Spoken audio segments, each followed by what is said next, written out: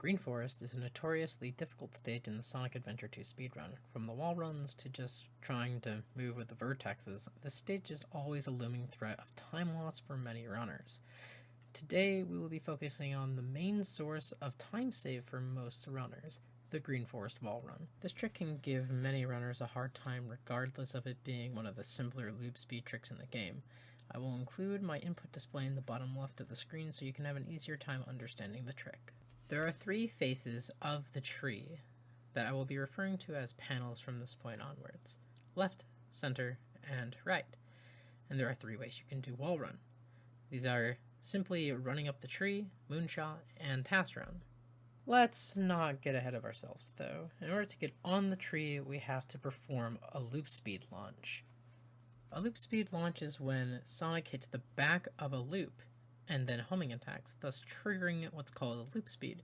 This will send Sonic flying off in a direction, and the way you do this launch will heavily affect where you land on the tree and which variations of the run you can perform.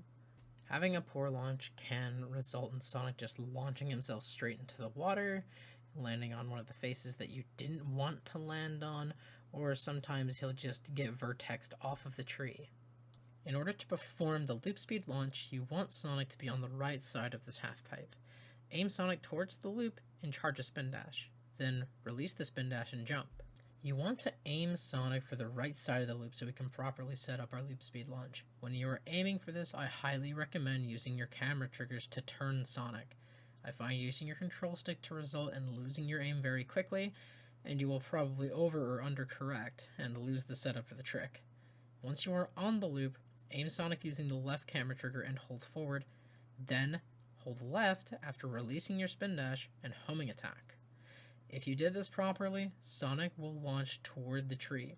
If you did this wrong, you will either end up with a Sonic in the water, Sonic kind of just launching towards the spring, which is kind of funny, or you will launch Sonic into the half pipe where the loop ends. If you did this correctly, you will land on one of the three tree panels. The left panel is considered to be the slowest because you have more tree to run up. The center panel is considered to be the best because you have options in the way you want to do your wall run. And the right panel is just okay, but you locked yourself out of task run. Let's start with the simplest way to run up this tree. Just hold forward. So in order to get this, it's easiest on the right panel. Due to the way that Sonic runs up the tree, he's just going to run in a straight line, and we don't want him running into anything. So, doing this, you'll end up at the area where you perform bungee skip. The next method is moonshot. In order to perform this, when the camera is turning while you're running up the wall, hold the left trigger, and then hold spin dash.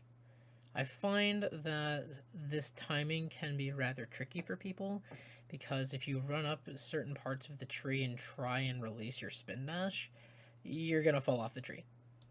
Anyways, once you're holding your spin dash and you've aimed yourself towards the next part of the stage, if you're having issues with Sonic just sticking to the tree and then falling off of it, I recommend running up the tree a bit further and then aiming down.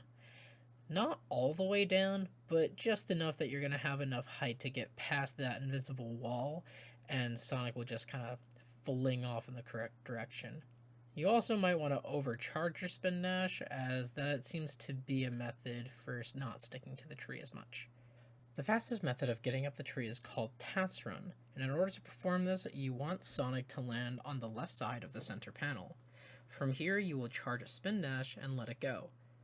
So once you start moving up here, you're gonna notice that Sonic's kinda whack, and it's gonna require some testing for you to really find your groove here. But basically, you want Sonic to run up as much as he can without falling off the tree. Then you're gonna start slowly turning from your up position towards the right position. If done correctly, Sonic will start turning on the tree, and you'll be able to jump off the tree, perform a pause hover, and then homing attack cancel to make it to the next part of the stage. When all is said and done, this stage is still gonna be tricky for most players. It requires a lot of time, a lot of effort, and practice to really get the hang of, and that's okay. Thanks for watching this video on the brief overview of the 3 methods of getting up the Green Forest tree.